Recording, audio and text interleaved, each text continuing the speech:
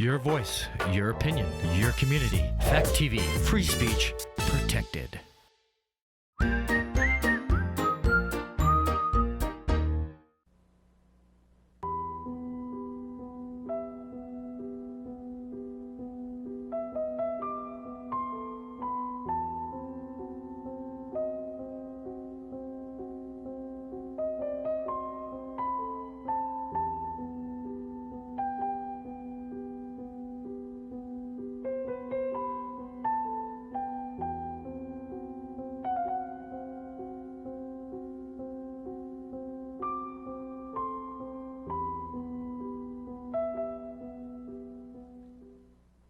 Good evening, and welcome to another edition of What Do You Think?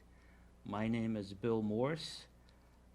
This furry shag carpet remnant is Oliver. And today is Thursday, May 12th. And just a short greetings to my father, whose birthday was May 10th, this past Tuesday. This year he would have been 95. He passed away in 2020, so he was 93. And he shared the longevity that my grandparents had, and seems to be something that's in the genes of your particular family. But anyway, he had a long life. He was a good father, and much respect, much love for my father. Wayne Alfred Morse, he had a nickname where he worked at a shipyard. His nickname was Whammo. And Alex, if you're listening, you've got a bag of cookies in here for later. Carla was baking this afternoon. Anyway, we have been reading and discussing segments from George Orwell's 1949 book called 1984. This is our fourth reading from the book. We're going in sequence. And the main protagonist, if you're not familiar with the story, is Winston Smith.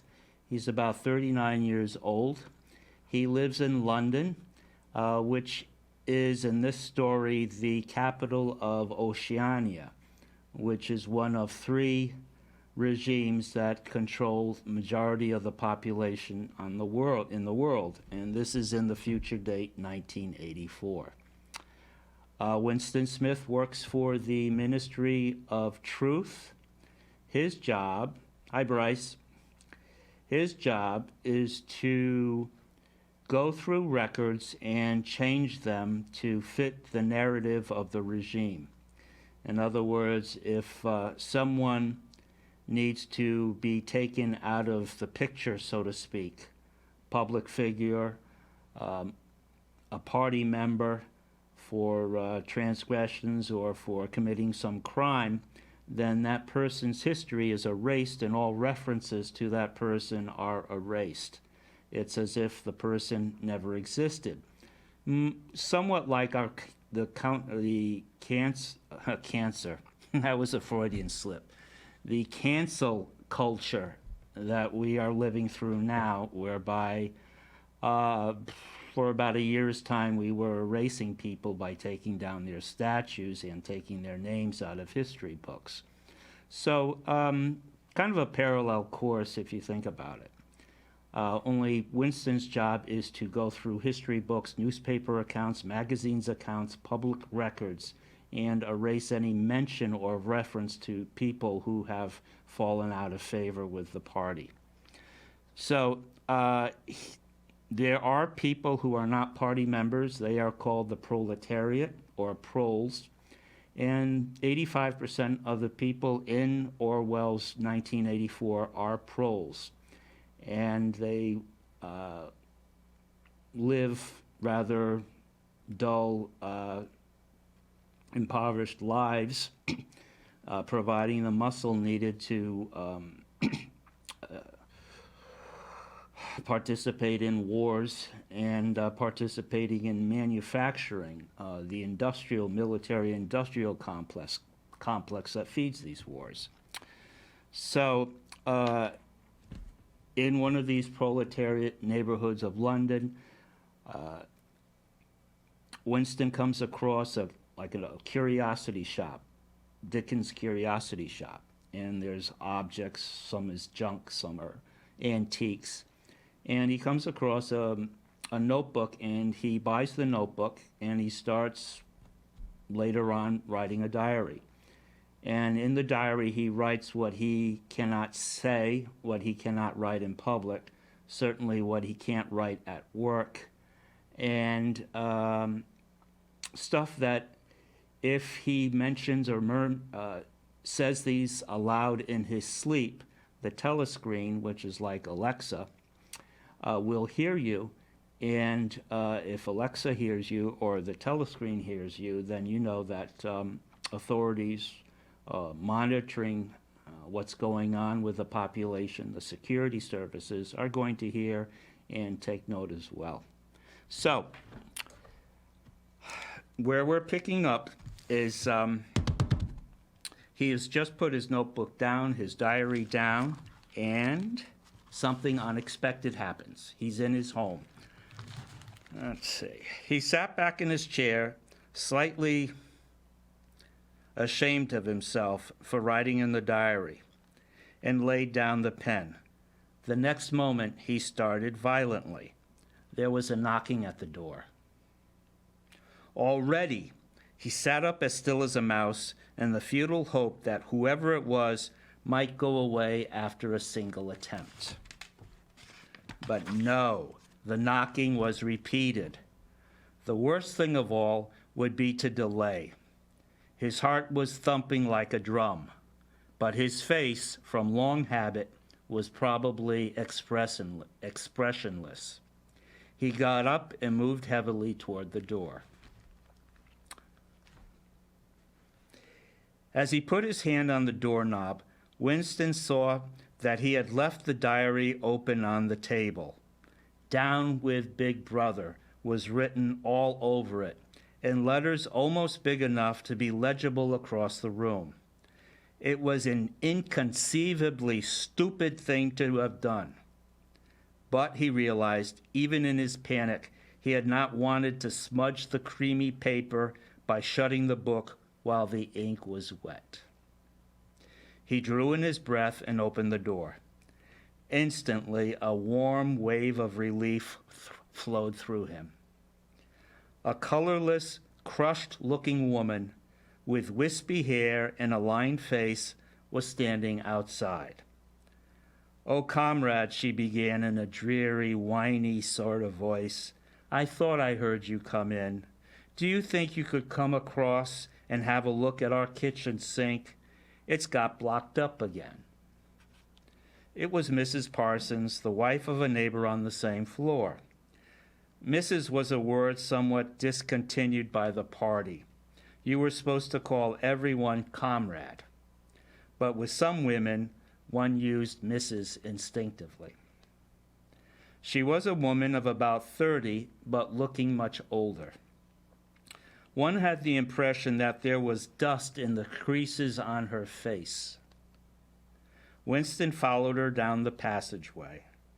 These amateur repair jobs were an almost daily irritation. Victory Mansion apartments were old flats built in 1930 or thereabouts and were falling to pieces. The plaster flaked constantly from the ceilings and the walls. Pipes burst in every hard frost. The roof leaked whenever there was snow. The heating system was usually running at half steam when it was not closed down altogether for motives of economy. Repairs, except what you could do for yourself, had to be sanctioned by remote committees who were liable to hold up even the mending of a window pane for 2 years. "Of course it's only because Tom isn't home," said Mrs. Parsons vaguely. The Parsons flat was bigger than Winston's, and dingy in a different way.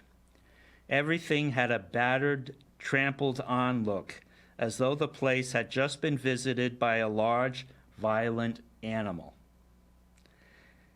Games, hockey sticks, boxing, gloves, a burst football, A pair of sweaty shorts turned inside out lay all over the floor, and on the table there was a litter of dirty dishes and dog-eared exercise books.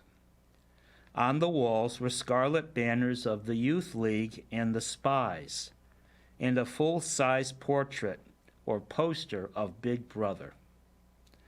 There was the usual boiled cabbage smell, common to the whole building, but it was shot through by a sharper reek of sweat, which, one knew this at the first sniff, though it was hard to say how, was the sweat of some person not present at the moment. In another room, someone with a comb and a piece of toilet paper was trying to keep tune with the military music which was still issuing from the telescreen. "It's the children," said Mrs. Parsons, casting a half-apprehensive glance at the door. "They haven't been out today.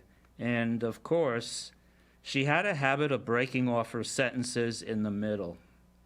The kitchen sink was full nearly to the brim with filthy greenish water, which smelt worse than even the cabbage. Winston knelt down and examined the angle joint of the pipe. He hated using his hands, and he hated bending down, which was always liable to start him coughing. Mrs. Parsons looked on helplessly. "Of course, if Tom was home, he'd put it right in a moment," she said. "He loves anything like that. He's ever so good with his hands, Tom is." Parsons was Winston's fellow employee at the Ministry of Truth. He was a fattish but active man of paralyzing stupidity, a mass of imbecile enthusiasms, one of those completely unquestioning, devoted drudges on whom, more even than on the thought police, the stability of the party depended. At 35, he had just been unwillingly evicted from the Youth League, and before graduating into the Youth League, he had managed to stay on in the Spies for a year beyond the statutory age. At the ministry, he was employed in some subordinate post for which intelligence was not required. But on the other hand, he was a leading figure on the sports committee and all the other committees engaged in organizing community hikes, spontaneous demonstrations, savings campaigns, and voluntary activities generally. He would inform you with quiet pride between whiffs of his pipe that he had put in an appearance at the community center every evening for the past 4 years. An overpowering smell of sweat, a sort of unconscious testimony to the strenuousness of his life, followed him about wherever he went, and even remained behind him after he had gone.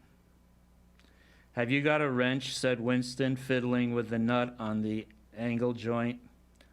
"A wrench," said Mrs. Parsons, immediately becoming invertebrate. "I don't know. I'm sure. Perhaps the children."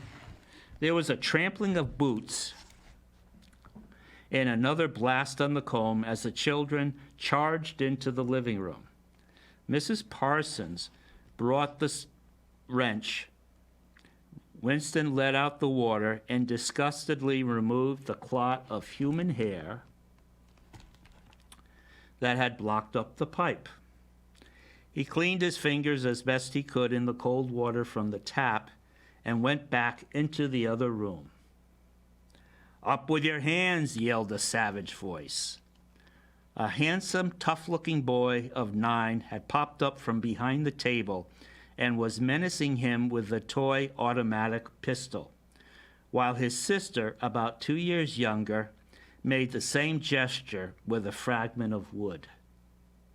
Both of them were dressed in the blue shorts, gray shirts, and red neckerchiefs, which were the uniform of the Spies. Winston raised his hands above his head, but with an uneasy feeling. So vicious was the boy's demeanor that it was not altogether a game. "You're a traitor," yelled the boy. "You're a thought criminal. You're a Eurasian spy." Eurasia was one of the other three regimes controlling the world. "I'll shoot you. I'll vaporize you.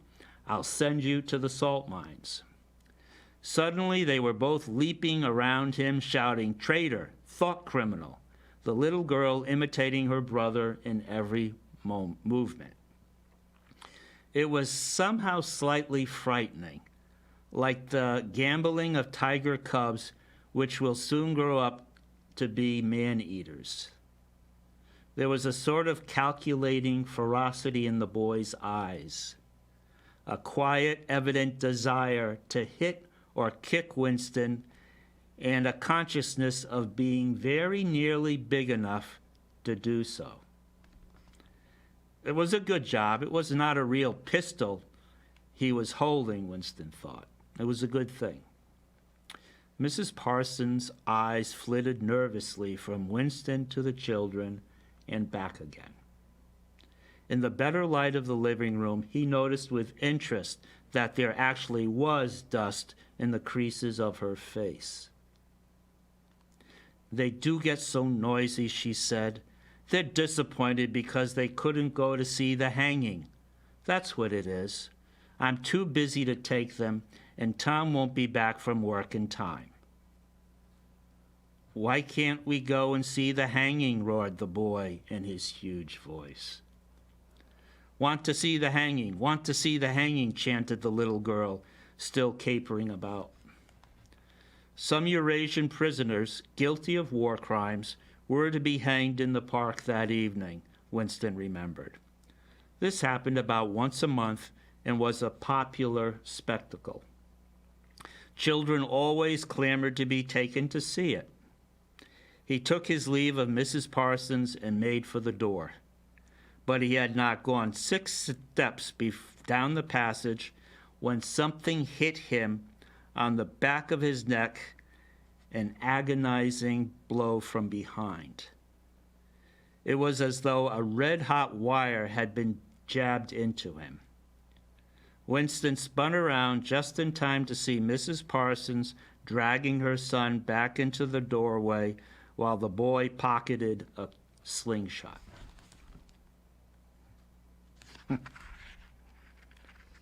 Okay.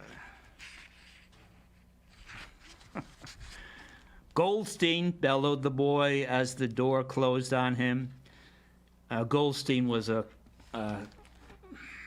a target of wrath. He was a traitor that the regime used to stir up hatred towards something else other than the regime.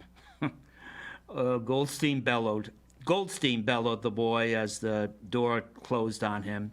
But what most struck Winston was the look of helpless fright on the woman's grayish face. Back in the flat, he stepped quickly past the telescreen and sat down at the table again, still rubbing his neck. The music from the telescreen had stopped. Instead, a clipped military voice was reading out with a sort of brutal relish a description of the armaments of the new floating fortresses, which had just been anchored between Iceland and the Faroe Islands north of Scotland. With those children, he thought, that wretched woman must lead a life of terror. Another year, 2 years, and they would be watching her day and night for symptoms of irregularity. Nearly all children nowadays were horrible. What was worst of all was that by means of such organizations as the spies, they were systematically turned into ungovernable little savages, and yet this produced in them no tendency whatsoever to rebel against the discipline of the party. On the contrary, they adored the party and everything connected with it. The songs, the processions, the banners, the hiking, the drilling with dummy rifles, the yelling of slogans, the worship of Big Brother. It was all sort of a glorious game to them. All their ferocity was turned outwards, against the enemies of the state, against foreigners, traitors, saboteurs, thought criminals. It was almost normal for people over 30 to be frightened of their own children. And with good reason, for hardly a week passed in which the Times newspaper did not carry a paragraph describing how some eavesdropping little sneak, a child hero was the phrase normally used, had overheard some compromising remark and denounced his parents to the thought police. The sting of the catapult bullet had worn off. Winston picked up his pen half-heartedly, wondering whether he could find something more to write in his diary. Suddenly, he began thinking of O'Brien again. Years ago, how long was it? 7 years it must have been. He had dreamed that he was walking through a pitch-dark room, and someone was sitting to one side of him and had said, "We shall never meet in the place, we shall meet in the place where there is no darkness." It was said very quietly, almost casually, a statement, not a command. He had walked on without pausing. What was curious was that at the time, in the dream, the words had not made much impression on him. It was only later and by degrees that they had seemed to take on meaning. He could not now remember whether it was before or after having the dream that he had seen O'Brien for the first time. Nor could he remember what he had first identified as the voice of O'Brien's. But at any rate, the identification existed. It was O'Brien who had spoken to him in the dream out of the dark. Winston had never been able to feel sure. Even after this morning's flash of the eyes, it was still impossible to be sure whether O'Brien was a friend or an enemy. Nor did it even seem to matter greatly. There was a link of understanding between them, more important than affection or partisanship, actually. "We shall meet in the place where there is no darkness," he had said. Winston did not know what it meant, only that in some way or another it would come true. A voice from the telescreen, the voice from the telescreen paused. A trumpet call, clear and beautiful, floated into the stagnant air.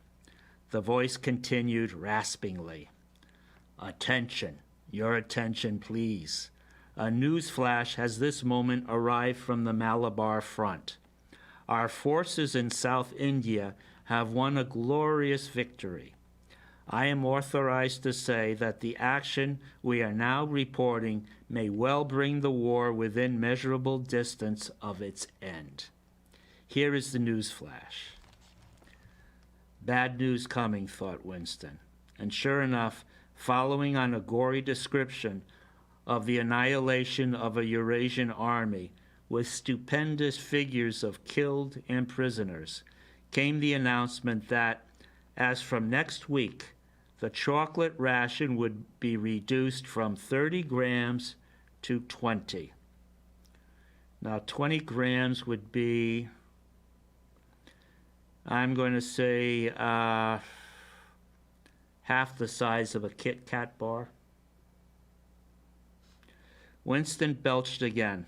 The gin was wearing off, leaving a deflated feeling. The telescreen, perhaps to celebrate the victory,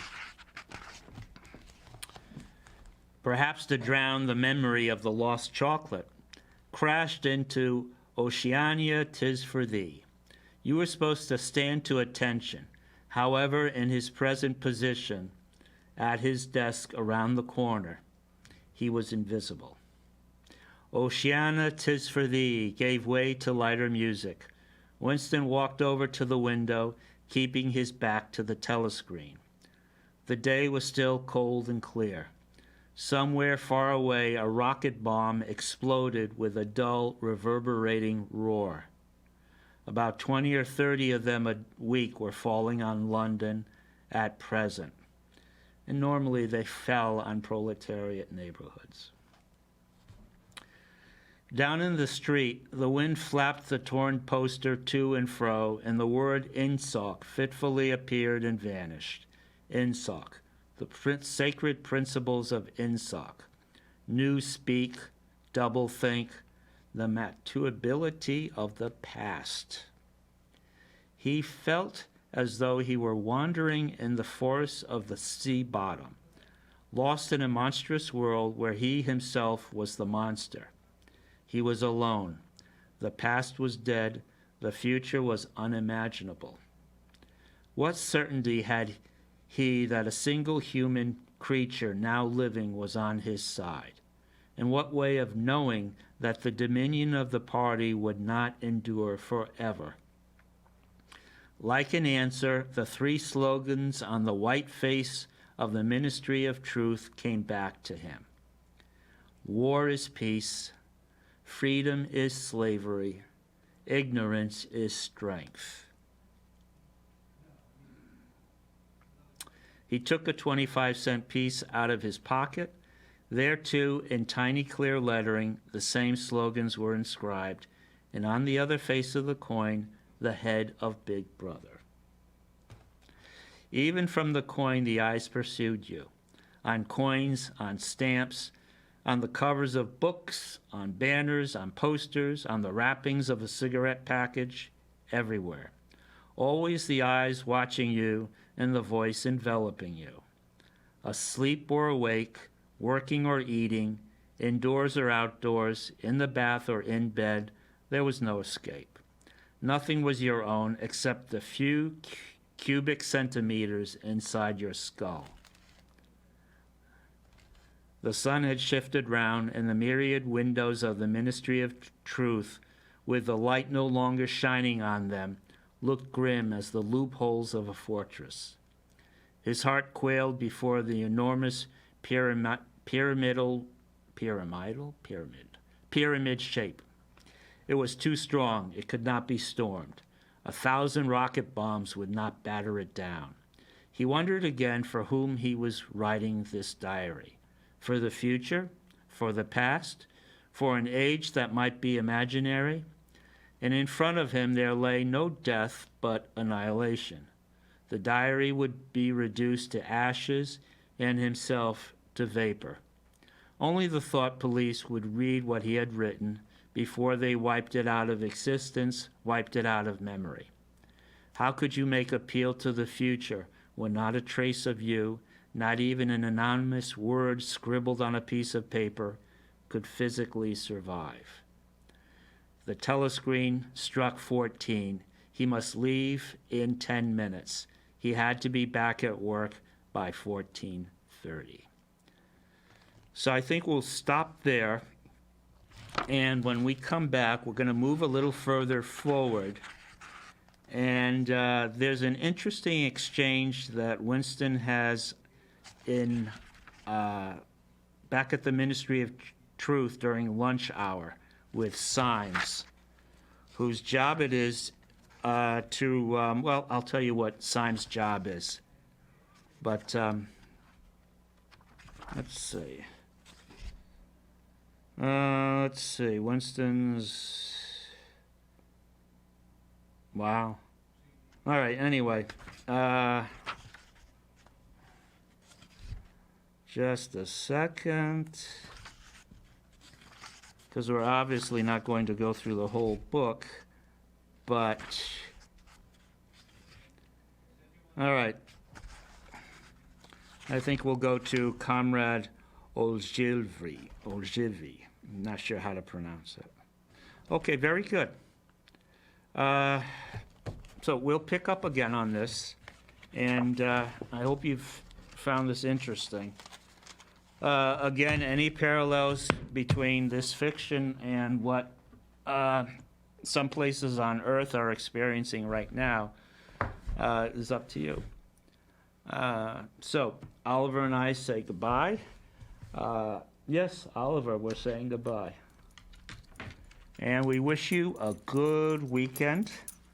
And we'll be back next Thursday at 5:45, and we'll continue another section of 1984 with a brief discussion. Take care, and God bless. Cheers.